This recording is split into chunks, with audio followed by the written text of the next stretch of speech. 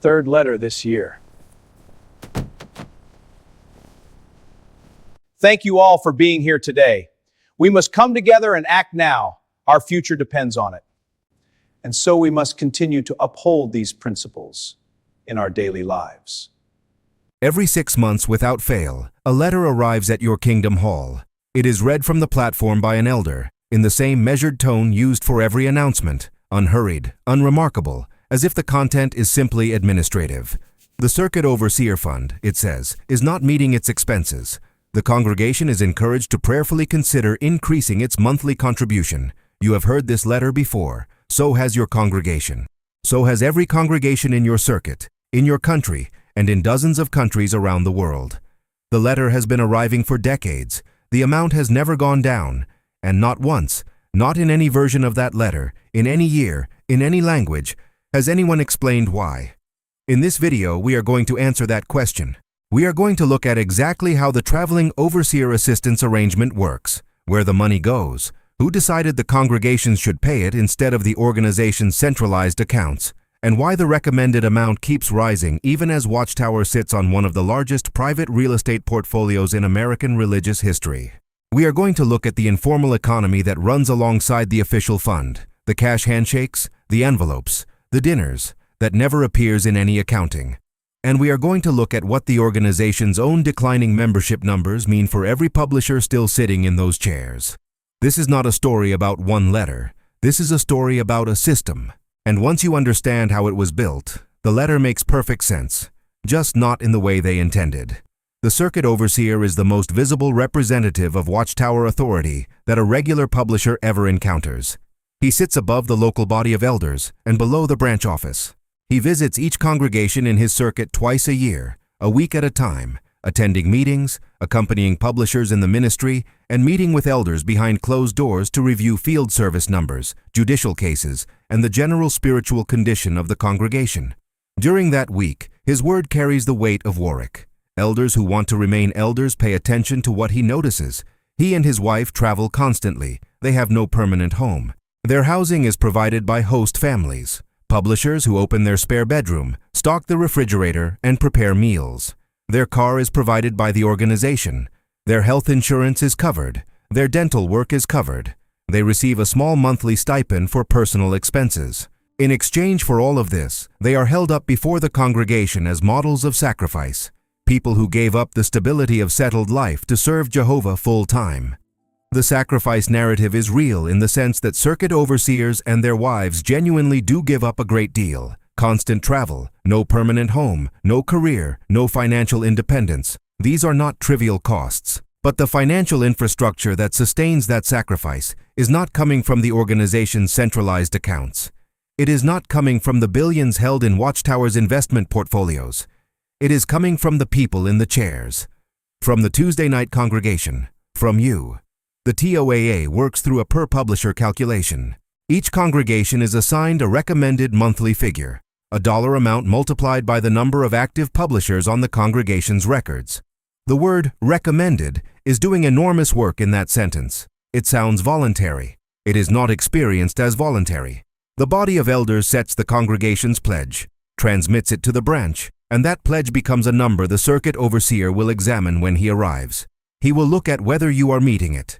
He will know if you are falling short.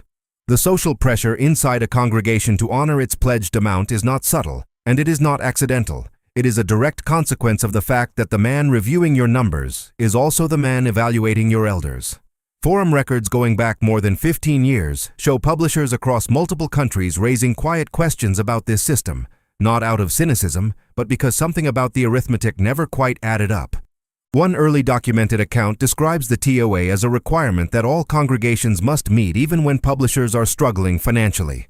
By the mid-2010s, congregations in some circuits were receiving combined letters that rolled the TOA together with other organizational funds, the Global Assistance Arrangement, the Worldwide Work Contribution, and the recommended total in some cases had reached $15 per publisher per month.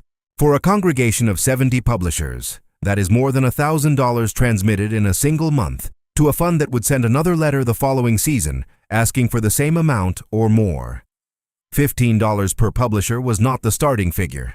The starting figure was much lower. That escalation, slow, consistent, and never publicly explained, is the story. Now hold that against something else. The Watchtower Society and its affiliated entities have sold hundreds of millions of dollars in New York real estate since the mid-2000s alone. The Brooklyn properties, the Furman Street complex, the Adams Street buildings, the warehouses in Dumbo, went to developers for figures that cumulatively exceeded $1 billion. Farm properties were sold. Assembly halls across multiple countries were consolidated and disposed of. The Ramapo complex in Warwick, New York, which became the organization's world headquarters, cost over $1 billion to construct and was funded entirely by congregation donations and the unpaid labor of tens of thousands of volunteers who built it under a theological framework that told them their labor was a gift to Jehovah himself. The organization's total financial holdings have never been fully disclosed.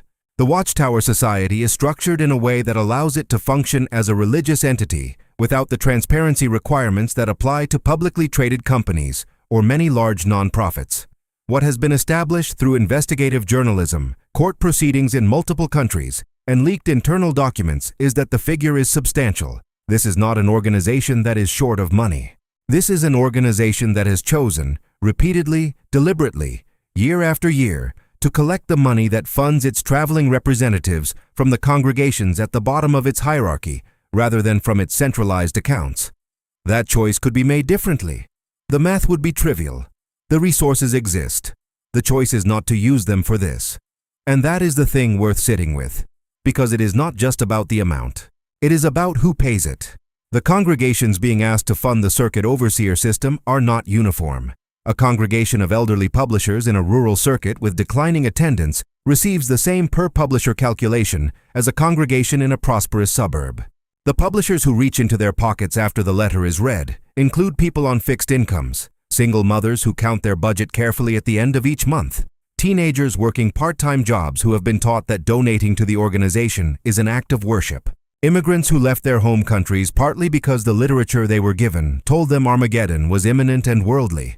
Financial planning was a sign of weak faith. None of that context appears in the letter. The letter describes a gap between expenses and income and asks the congregation to close it. The implicit message is that the gap exists because the congregation has not been generous enough. The structural context, why the gap exists, who decided the system should work this way, what alternatives might exist, is never discussed, because discussing it would require the congregation to think about the organization's finances as a whole. And that is not something the organization invites. Former circuit overseers who have left and spoken publicly about their experience add one more layer. Alongside the formal TOAA arrangement, there is an informal economy that has no official name, but is so consistent across circuits and countries that it might as well be policy. The cash handshake, money pressed discreetly into the overseer's hand by a grateful elder or host family, is documented widely enough that XJW communities have given it a name. The Green Handshake. Meals provided to the circuit overseer during his visit are expected to be generous to the point of formality. Envelopes left in his car, cards tucked with cash, personal gifts for his wife. All of this flows in parallel to the official fund, generates no paperwork, requires no announcement, and never appears in any accounting the congregation receives. Both streams are funded by the same people. Neither is optional in any meaningful social sense. And both renew themselves automatically. Twice a year, every time the circuit overseer's visit appears on the calendar. There is a calculation nobody in the congregation is being asked to do. Watchtower's own published statistics show membership growth that is, at best, flattening across the developed world. In the United States, Germany, Australia, and the United Kingdom, publisher counts have stagnated or fallen. Congregations are being merged. Kingdom halls are being sold. The base of active publishers that the per-publisher calculation depends on is getting smaller. When the publisher count shrinks, the same overhead has to be distributed across fewer contributors, which means the recommended per-publisher figure must rise to produce the same aggregate total. The letter that tells you contributions are not meeting expenses is not lying. It is describing the predictable arithmetic of a contracting organization. What it does not tell you is that the organization chose a funding structure that makes this outcome inevitable. A per-publisher arrangement works when membership grows. When membership shrinks, it creates a spiral. Fewer publishers means higher per-person costs. Higher per-person costs mean more financial pressure on remaining members. and financial pressure is one of many factors that accelerates the exit of people who are already questioning. The structure was not designed for decline. And the organization is in decline. The letter gets more urgent because it has to. The math demands it, and the people at the bottom of the hierarchy are the ones who pay for decisions made at the top. The reminders circulating online right now are not a scandal in the conventional sense. There is no single dramatic moment, no obvious villain, no one leak that changes everything. It is something quieter and in many ways harder to argue against. The routine operation of a system that was built to extract and is now extracting from a smaller pool, with increasing urgency, using the same language it has always used. You gave. It was not enough. Please give more. If you heard that sentence on a Tuesday night, you know what it felt like to sit in that chair and accept it. You know that combination of mild discomfort and immediate suppression, the flash of a question followed by the practiced act of not asking it. You know what it costs, inside that environment, to let the question stay open.